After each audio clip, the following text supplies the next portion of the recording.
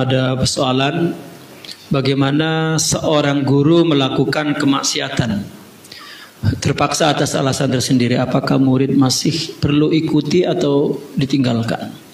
Dan bolehkah murid sebarkan aib gurunya atas alasan tidak mau kawan-kawan mengikuti gurunya?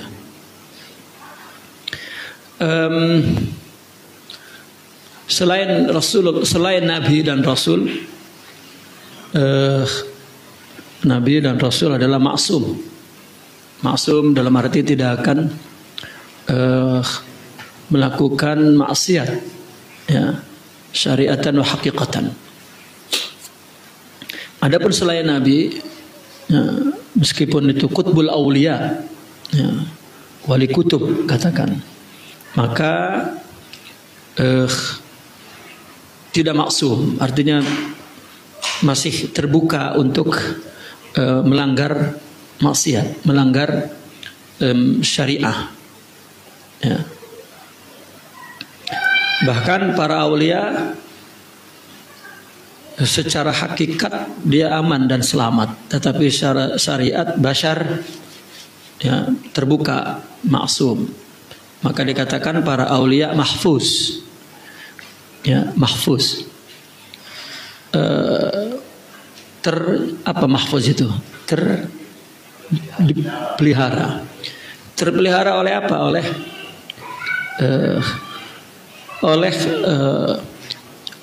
Oleh rohaninya, oleh hakikatnya, bahwa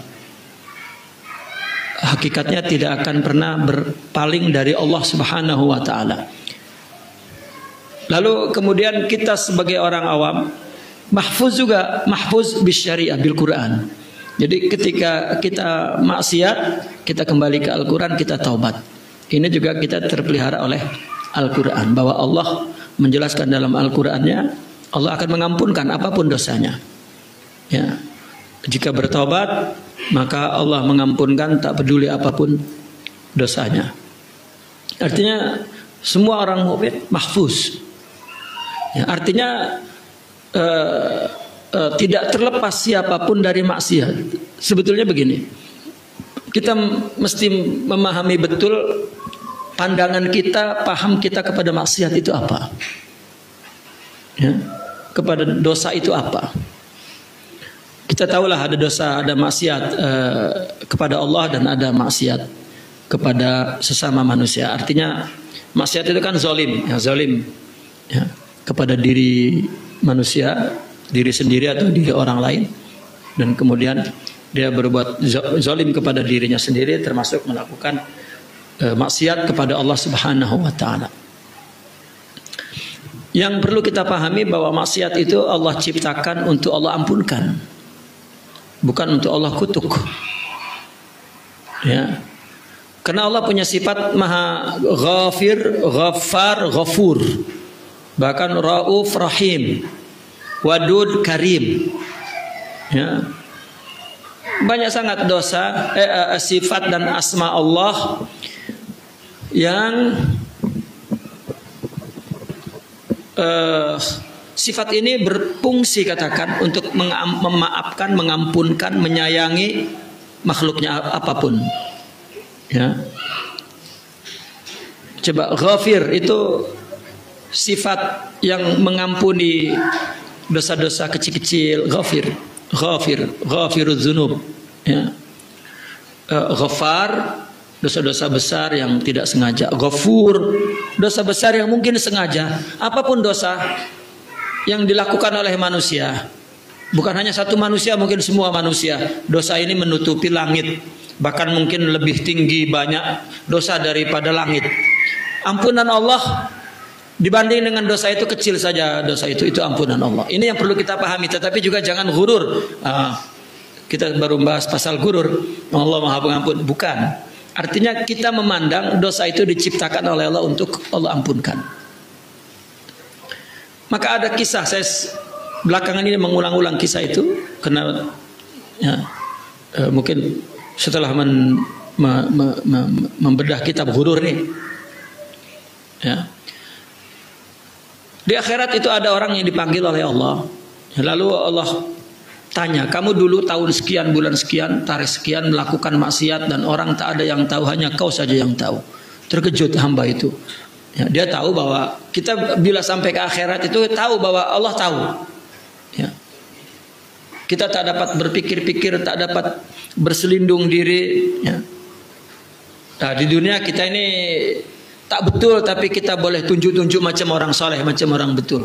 Aman, tak ada apa-apa. Kita merasa kita boleh buat begitu. Tapi di akhirat tak ada pikiran begitu. Memang akal itu sudah dihilangkan. Akal itu memang alat untuk di dunia saja. Maka tak ada akal-akal gitu. Ya. Di akhirat itu dia artinya hakikat batin saja. Tajam dia punya pandangan kepada hakikat. Jadi ketika Allah berkata, kamu tahun sekian, bulan sekian melakukan maksiat, orang tak tahu, hanya kamu yang tahu. Hancurlah dia. Ya. Allah sudah pun tahu kenapa Allah katakan di depan. Ini sama dengan untuk menghinakan. Sengaja memang Allah menyakiti, katakan begitu, intiqam. Ya. Lalu disebut lagi, lalu kau buat lagi bulan sekian, tarikh sekian, tak ada orang tahu lagi, hanya engkau yang tahu.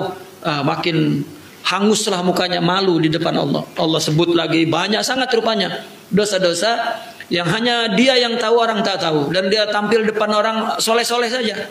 Ya, tapi dia dengan dirinya melakukan maksiat. Maka Allah apa cakap? Tahukah siapa yang menutupi engkau? Akulah yang menutupimu. Wahai hambaku, di dunia aku menutupimu, dan di akhirat sekarang aku akan mengampunimu. Dosa itu diciptakan untuk diampuni. Kita jangan pernah memandang rendah, jelek, hina, buruk, perlu dijauhi, dihinakan.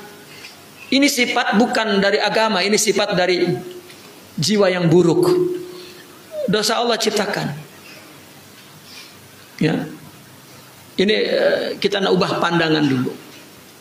Selepas itu kita betul-betul akan takut kepada Allah Subhanahu wa taala. Ya. Kita disuruh mengikuti cerita tadi itu, bahwa Allah mengampuni. Jadi orang apabila bersalah kepada kita, ampuni.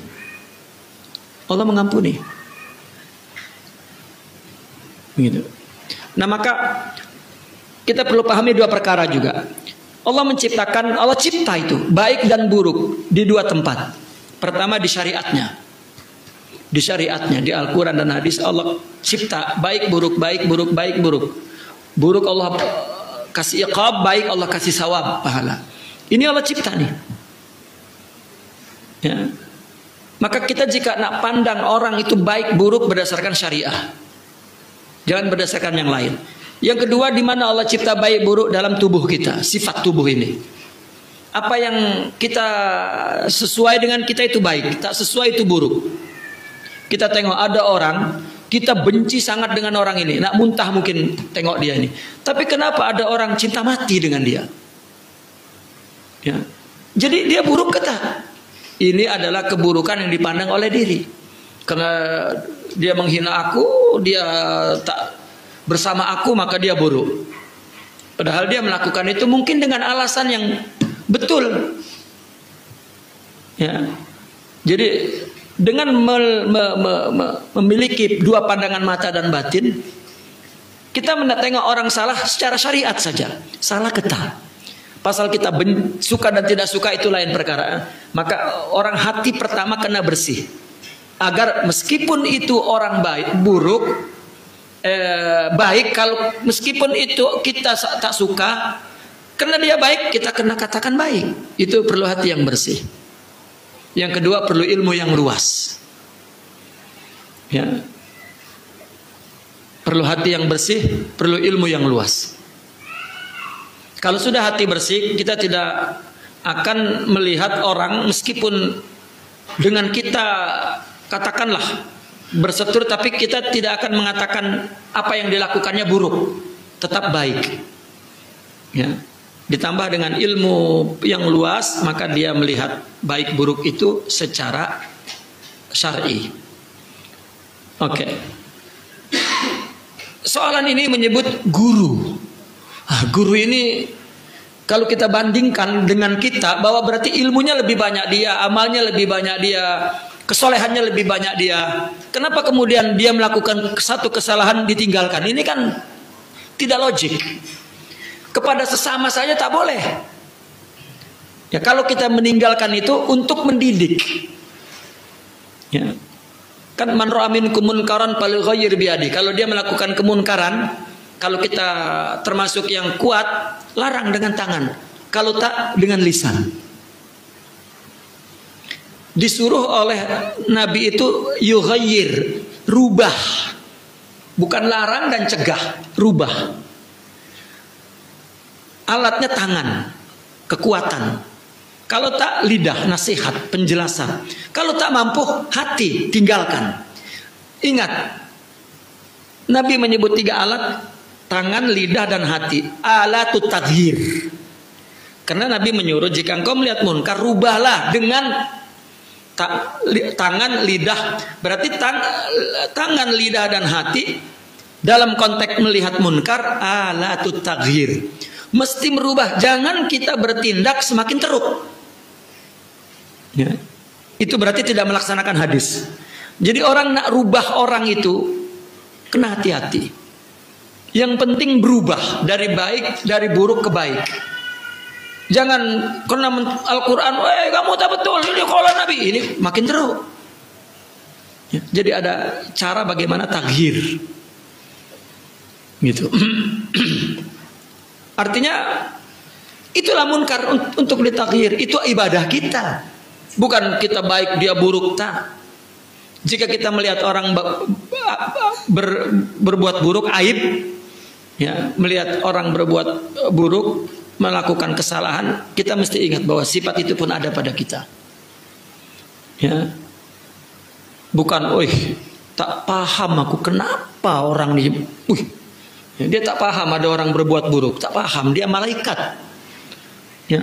Malaikat itu tak paham tentang keburukan karena tak ada sifat keburukan. Dia tak paham. Mungkin dia tidak melihat perbuatan itu karena dia tak kenal. Tak kenal. Kita kenal. Ya. Kita kenal buruk. Kenapa? Karena ada pada kita. Kenal sangat. Ya. Karena pemahaman dan kebersihan hati yang dia salah menyikapi keadaan itu. Ya, itu kita bicara tentang keburukan, bukan untuk dikutuk, dihinakan dan direndahkan, tetapi untuk diubah. Ini adalah jalan ibadah kita, dakwah kepada kita, dan banyak hikmah. Ya, nasib baik kita tak ditakdirkan oleh Allah buruk, yang ditakdirkan orang itu musibah.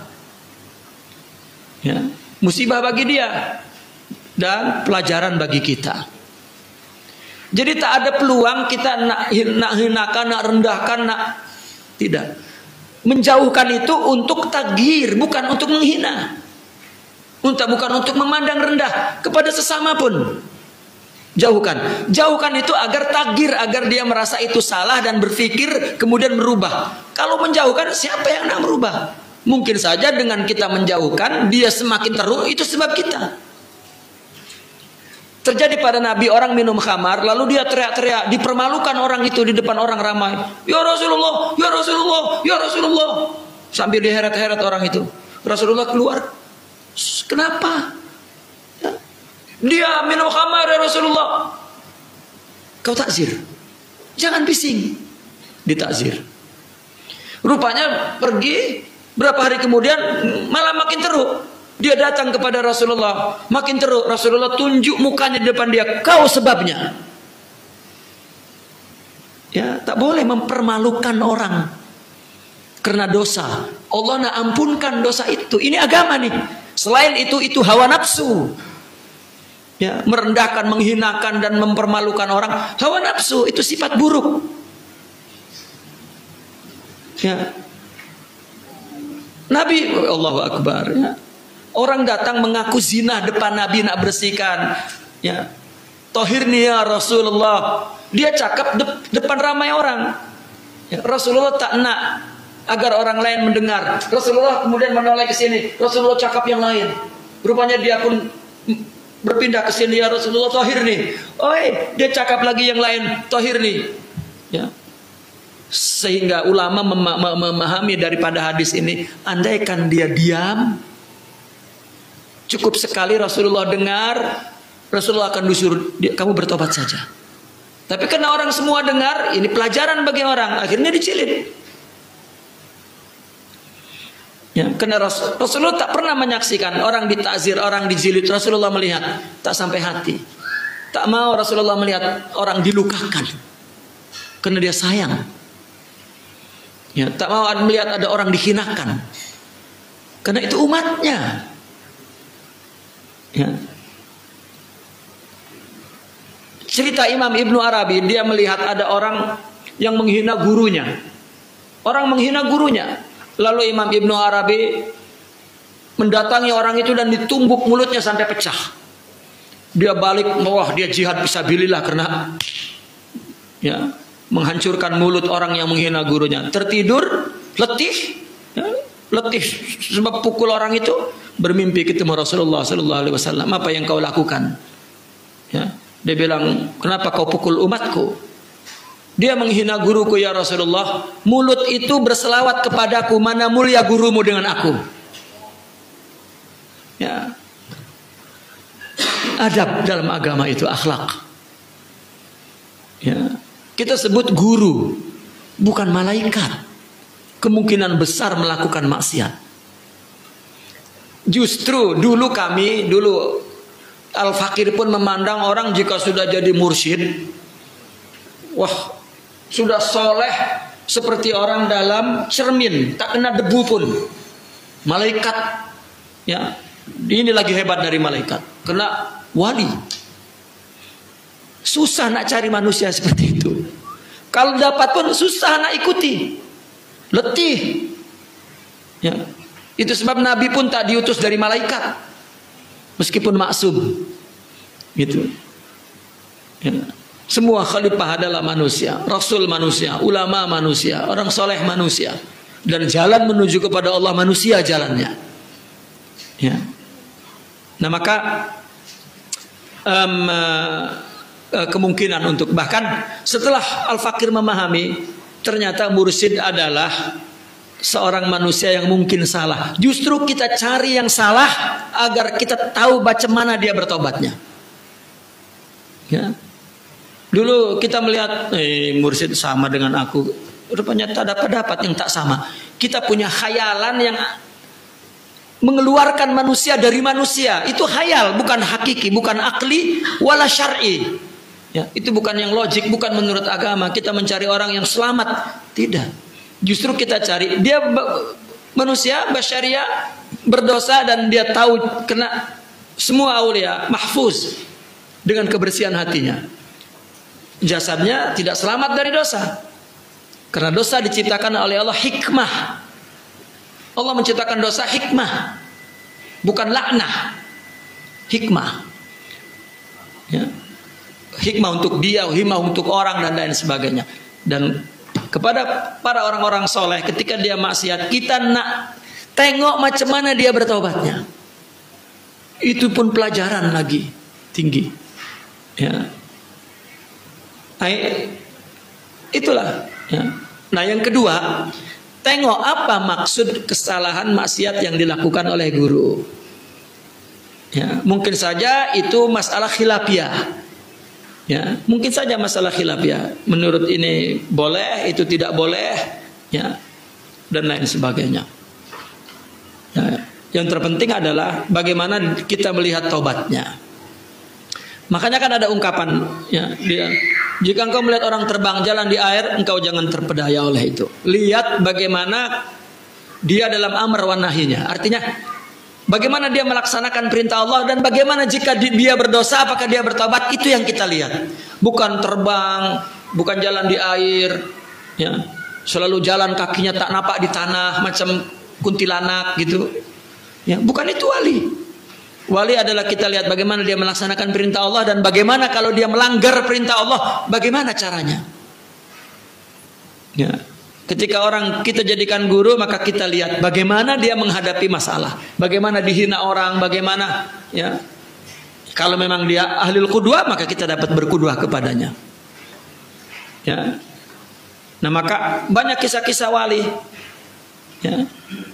Ada seorang wali, dia tengah mengajar begini, lalu wanita cantik. Maka dia tertarik dengan wanita itu. Dia tinggalkan majelisnya, dia kejar wanita itu. Rupanya wanita itu anak rahib, yakni pastor. Anak pastor. Dia datang masuk ke anak pastor, ya. Padri, ya, padri Masihi. Nah, rupanya perempuan itu anak padri Masihi. Maka dia tanya, Tuhan, saya tengok wanita masuk sini. Ya, itu putri aku. Bolehkah aku menikahinya? Ya. Ini tuan guru tua pula. Ya, yang perempuan tuh mungkin umur 17 tahun tuh. Ya, terkejut.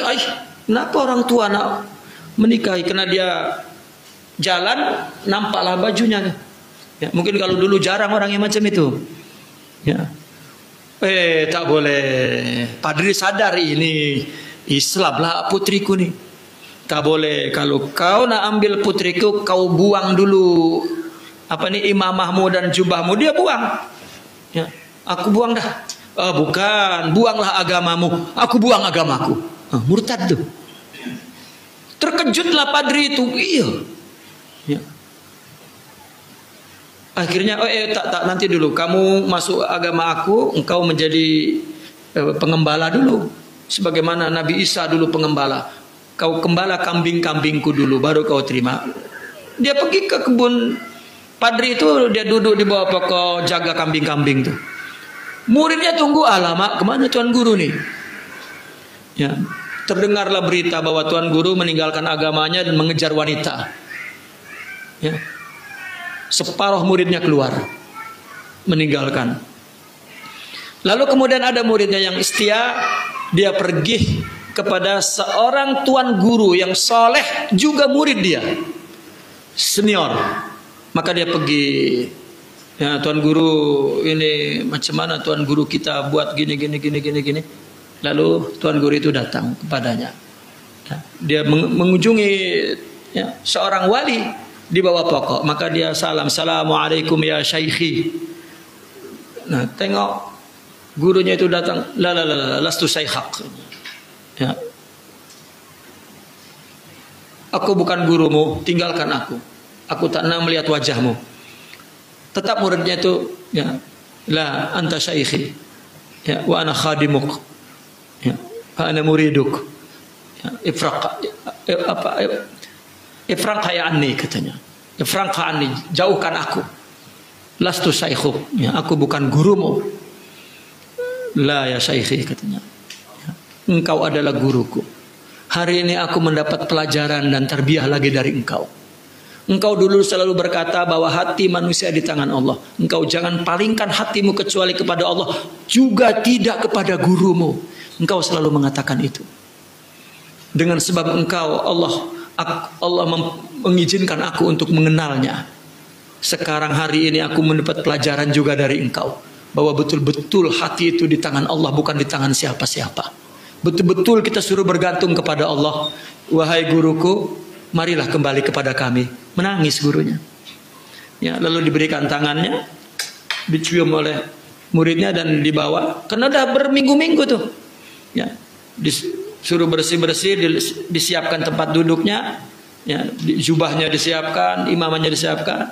Selesai dia bersih-bersih, ya, lalu beliau sholat taubat dan sholat semua, lalu duduk di majelisnya dan sambung kembali hakikatnya, karena ruhnya mahfuz, ya, ruhnya mahfuz. Jadi din itu mesti dengan akhlak. Dan kepada Allah saja, jangan melihat kepada siapapun.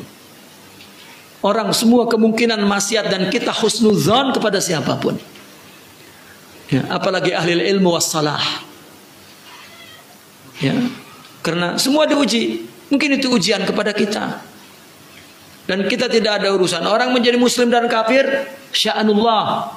Itu urusan Allah. Itu pelajaran bagi kita, jangan mengikut kepada selain Allah. Ya, itu yang diajarkan tasawuf. Ya. Itu yang mereka selalu mengatakan, jika tidak ada tasawuf kami memang tak paham sebetulnya bagaimana beragama yang benar.